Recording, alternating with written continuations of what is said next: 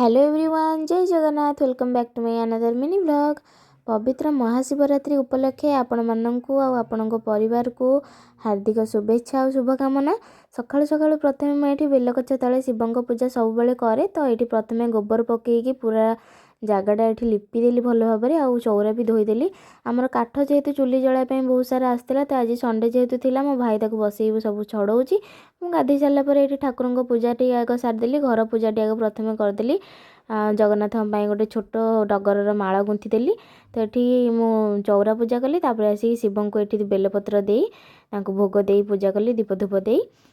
तो आज तो दिन सारा किसी काम ना, बाकी 12टा बेलू मुझे बस पड़ी बेल पणा करने, कारण राति आम समस्ते दीप उठ सारापर कि न खाई केवल बेल पणा टे पीऊ। तो ये बेल सब छड़े पणा करदेली। बाबा भी आमर आज माने जागर करते 2-3 वर्ष है, सी भी पूरा पूरी उपास रोचे। संध्या बेले मुझे धूप दे सारापर चाची आसिक शिव माने मूर्ति पाखे कौन पूजा थी, सी आसिक क्षीर धूप धूप बेलपत्र दे सी आउ थे पूजा कले संध्या बेले, आउ दीप भी लगेले। तो सी पूजा कर सारापर मो सांग को फोन करी तार मोर पलि आसलु टिके मंदिर, जेहेतु मो जेज मरचंदी मुझे मंदिर भितर को जापरि।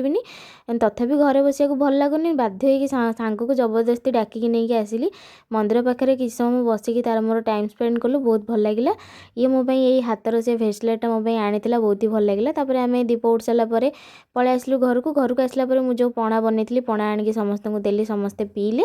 पणा आनी सारापर मु सागु टे भिजई, सागु सहित सबू फ्रुट्स पकईकी चीनी आ गोलमरिच गुंड टे पकई चकुड़ी खाई बोली। तो ताको चकड़ी समस्त को देली। फास्ट टाइम समस्ते आम घर आज माने ये खाई सागु। मो चाची मो नहीं आसते पादुका, सकाळ मु पादुका पी नी, प्रथम पादुका पी सारापर ये मुझे सागुर जो चकटाटा ये मुझे खाऊँ। सागु खाई सारापर पणा टे पीदेली। भाई दिन सारा पूरा काष्टा उपास।